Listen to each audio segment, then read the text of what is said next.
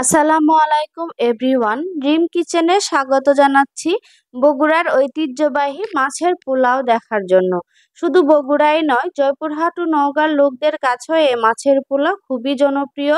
সাধারণত বড় মাছ দিয়ে এই পোলাও রান্না করা হয়। বড় বড় হাঁডিতে এই পোলাও রান্না করলে সবচেয়ে বেশি স্বাদ হয়। তবে অল্প করে তৈরি করলেও কিভাবে হাঁডির পোলাওয়ের স্বাদ পাবেন, আজকে আমি আপনাদের সাথে সেই রেসিপি শেয়ার করব। আশা করছি ভালো লাগবে। ভালো লাগলে ভিডিওটিতে লাইক দিয়ে চ্যানেলটি সাবস্ক্রাইব করে পাশে থাকবেন। তো প্রথমে আমি এখানে হাফ কাপ মসুর ডাল নিয়েছি। মসুর ডালটাও একটু ধুয়ে নিব। খুব ভালো করে ধুয়ে নেওয়ার পর এটাকে আমি পানি দিয়ে 10 মিনিট ভিজিয়ে রাখবো। মাছের পোলাওয়ের সাথে মসুর ডাল যদি একটু দেওয়া হয়, মাছের পোলাওটা খুব ভালো নরম হয় আর একদম খেতে মোয়া মোয়া লাগে, খুব সুন্দর লাগে খেতে। তো আপনারা চাইলে মসুর ডালটা স্কিপ করতে পারেন। যেহেতু এটা বড় মাছে তৈরি করতে হয়, তাই আমি এখানে রুই মাছের পেটির অংশ নিয়েছি, 2টা চাকা ও একটা লেজ নিয়েছি। আমার বাসায় ছোট বাচ্চা, তাই আমি পেটির অংশই বেশি নিয়েছি। এখানে কাটার পরিমাণ একটু কম। খুব ভালো করে ধুয়ে নিয়েছি। আর এখানে চিনি গুঁড়া চাল নিয়েছি 4 কাপ। এটাকে আমি খুব ভালো করে ধুয়ে পানি ঝরিয়ে রাখবো। এখানে পেঁয়াজ নিয়েছি 1 কাপ, কাঁচা মরিচ নিয়েছি এভাবে মাঝখানে কেটে, আর এর সাথে শুকনো মরিচ দিয়ে দিচ্ছি। অবশ্যই কাঁচা মরিচ আর শুকনো মরিচ একসাথে দিতে হবে। নিয়েছি স্বাদ মতো লবণ, জিরা গুঁড়ো, হলুদের গুঁড়ো, ধনিয়া গুঁড়ো, নিয়েছি গরম মশলা গুঁড়ো, রসুন বাটা। এখানে আদা থেতো করে নিয়েছি, আদা অবশ্যই থেতো করে দিতে হবে। নিয়েছি 2টা বড় এলাচ, মানে কালো এলাচ যেটা বলে, নিয়েছি 4টার মতো ছোট এলাচ, 3 পিসের মতো দারচিনি, আর 4টা নিয়েছি লবঙ্গ। আর এর সাথে স্পেশাল ভাবে একটি মশলা নিয়েছি, এটা হচ্ছে মাছের মশলা। এটা আমি 3 টেবিল চামচ পরিমাণ নিয়েছি। তো সবার প্রথমে আমি যেখানে পোলাও রান্না করব সেখানে একবারে মাছগুলো দিয়ে দিলাম। এর সাথে আমি 2টা তেজপাতা আর পেঁয়াজ, কাঁচামরিচ আর শুকনা মরিচ যা রেখেছিলাম সবগুলো দিয়ে দিচ্ছি। আর এখানে যেগুলো মশলা রেখেছিলাম সবগুলো মশলাও দিয়ে দিচ্ছি। আপনারা মাছ আর চালের পরিমাণ অনুযায়ী সব মশলা ব্যবহার করবেন। এরপর দিয়ে দিচ্ছি তেল। এখানে হাফ কাপ পরিমাণ তেল দিয়ে দিচ্ছি। তেল দেওয়ার পরে এখানে সামান্য একটু পানি দিয়ে দিচ্ছি মাছটাকে খুব ভালো করে কষিয়ে নেওয়ার জন্য। এবার এটাকে জালে তুলে দিলাম। জাল কিছুক্ষণ হওয়ার পর এটা যখন খুব ভালোভাবে বলক এসেছে, সে পর্যায়ে এটাকে আমি একটু নেড়ে দিব।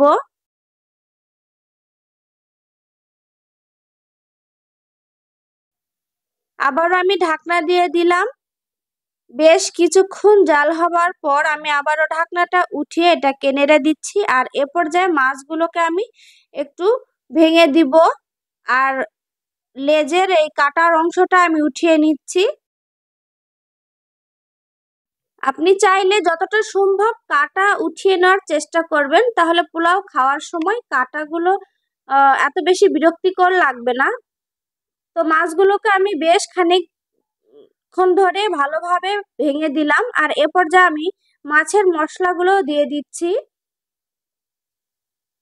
আর এখানে ভিজিয়ে রাখা মসুর ডাল খুব ভালো করে ধুয়ে রেখেছি, এটা আমি দিয়ে দিচ্ছি। মসুর ডালটা কিন্তু প্রথম অবস্থায় দিবেন না, তাহলে এটা একদম গলে যাবে আর পোলাওটা ঝরঝরে হবে না।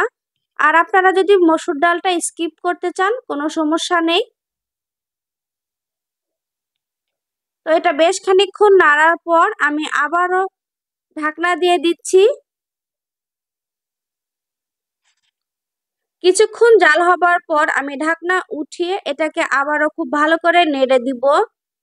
মাছটা খুব ভালো করে কষিয়ে নিতে হবে, না হলে মাছের যে আষ্টে গন্ধ, এটা খেতে ভালো লাগবে না। একটু সময় নিয়ে মাছ যদি ভালোভাবে কষিয়ে নেন, মাছের আষ্টে গন্ধ থাকে না। তো আমার মাছটা খুব ভালোভাবে কষানো হয়ে গিয়েছে। এ পর্যায়ে আমি চিনি গুঁড়া চাল যেটাকে ধুয়ে পানি ঝরে রেখেছিলাম, এটা আমি এর সাথে অ্যাড করে দিচ্ছি। চাল এক্সট্রা করে ভাজার প্রয়োজন নাই। আমি এই মাছের সাথে এখানে একটু সময় নিয়ে ভেজে নিব। তো চাল দেওয়ার পর এটাকে মাছের সাথে খুব ভালো করে মিক্সড করে নিতে হবে। বগুড়া, নওগাঁও, জয়পুরহাট এই 3 জেলার লোকদের কাছে মাছের পোলাও খুবই জনপ্রিয়। অনেক বড় বড় হান্ডিতে এই পোলাও দিয়ে পিকনিক করা হয় আর এটার স্বাদ অসাধারণ। আপনারা অবশ্যই একবার বাসায় ট্রাই করবেন। সব এলাকায় এভাবে মাছ দিয়ে পোলাও রান্না করে না। আমি আপনাদের সাথে রেসিপি শেয়ার করছি, আশা করছি আপনাদের ভালো লাগবে এবং আপনারা ট্রাই করবেন, দেখবেন খেতে অসাধারণ লাগে। তো বেশ খানিকক্ষণ এভাবে চাল আর মাছকে খুব ভালোভাবে আমি ভেজে নিলাম। এ পর্যায়ে আমি এখানে গরম পানি দিয়ে দিচ্ছি। পোলাও রান্নাতে কিন্তু অবশ্যই ফুটন্ত গরম পানি দিতে হয়। তো এখানে 4 কাপ চালের সাথে আমি 8 কাপ পানি দিয়ে দিচ্ছি। আপনার পোলাও রান্নাতে যতটুকু চাল ঠিক তার ডাবল পানি দিলেই আপনার পোলাওটা ঝরঝরে হবে, আর অবশ্যই সেটা গরম পানি হতে হবে। এরপর আমি ঢাকনা দিয়ে বেশ খানিকক্ষণ জাল হতে দিলাম হাই হিটে। এটা মোটামুটি 7 থেকে 8 মিনিটের মতো জাল করে নিতে হবে। এরপর খুব ভালো করে বলক আসার পর এটাকে আবার একটু নেড়ে দিব।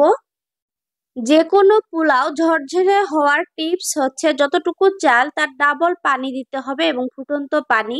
আর প্রথমে হাই হিটে 10 মিনিট জাল করতে হবে। আর যখন এভাবে পানি আর চাল সমান সমান হয়ে যাবে তখন চুলার জালটা মিডিয়াম হিটে দিতে হবে। আর মিডিয়াম হিটেও 5 থেকে 6 মিনিট জাল করে নিতে হবে। তো 5 থেকে 6 মিনিট আমি মিডিয়াম হিটে জাল করে নিয়েছি আর ততক্ষণে পানি একদম কমে এসেছে। আর এই অবস্থায় আমি একদম লো হিটে এটাকে আরো 5 মিনিট জাল করে নিব। তাহলে আমার পোলাওয়ের চালটা খুব সুন্দরভাবে ফুটবে এবং একদম এটা ঝরঝরে হয়ে যাবে। আর এ পর্যায়ে আমি একটু লবণ চেক করে নিব লবণটা ঠিক আছে কিনা। তো আমার পোলাওয়ের লবণ একদম ঠিক আছে। ঢাকনা দিয়ে আমি এটাকে আরো 5 মিনিট একদম লো হিটে জাল করতে দিব। 5 থেকে 7 মিনিট এভাবে লো হিটে জাল করার পর এটাকে আমি নেড়ে দিব। আর আমার চালগুলো খুব ভালোভাবে ফুটে গিয়েছে এবং পোলাওটাও খুব সুন্দরভাবে হয়ে গিয়েছে। যেহেতু মসুর ডাল দিয়েছি তাই প্রথম অবস্থায় একটু নরম নরম পোলাও মনে হলেও পরবর্তীতে ঠান্ডা হবার পর এটা একদম ঝরঝরে হয়ে যাবে।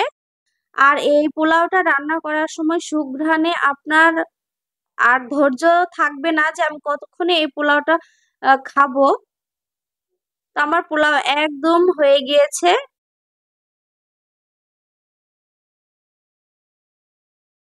এবার আমি ঢাকনা দিয়ে চুলার জালটা অফ করে ঠিক এভাবে ঢাকনা দেওয়া অবস্থাতেই আমি 10 মিনিটের মতো রেখে দিব। 10 মিনিট পর ঢাকনা উঠিয়ে আমি এটাকে নেড়ে দিচ্ছি। দেখুন একদম খুব সুন্দরভাবে ঝরঝরে হয়েছে। প্রথম অবস্থায় মনে হবে যে মনে হয় একটু নরম হয়েছে, কিন্তু তা নয়, একদম ঝরঝরে হয়েছে আর খুবই টেস্টি হয়েছে। আপনারা অবশ্যই বাসায় একবার ট্রাই করবেন। তো আশা করছি আমার এই রেসিপি আপনাদের অনেক ভালো লেগেছে। আজকের মতো বিদায় নিচ্ছি, দেখা হবে পরবর্তীতে নতুন কোনো ভিডিওর সাথে নতুন কোনো রেসিপি নিয়ে। সে অবধি সবাই ভালো থাকবেন। আল্লাহ হাফেজ।